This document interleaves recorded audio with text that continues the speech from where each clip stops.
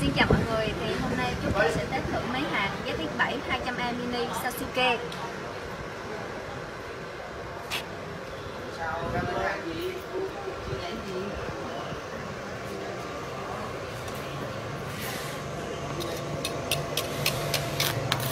Đây là máy hàng ZX7 200A mini Sasuke nha mọi người.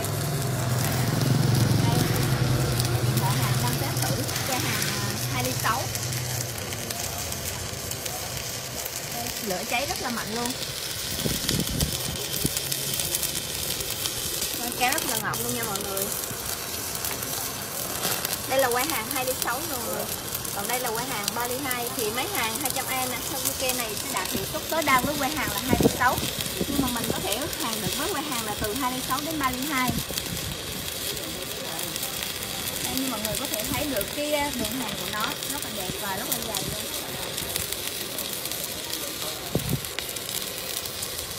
Lửa cháy rất là mạnh nha mọi người. Vâng, đây là chân dung của em máy hàng 200A Sasuke. Đây là logo dập nổi của nó, in rất là đẹp và sắc sảo luôn ạ. Đây là cận cảnh của đường hàng của 200A nha mọi người. Vâng, rất là đẹp luôn ạ.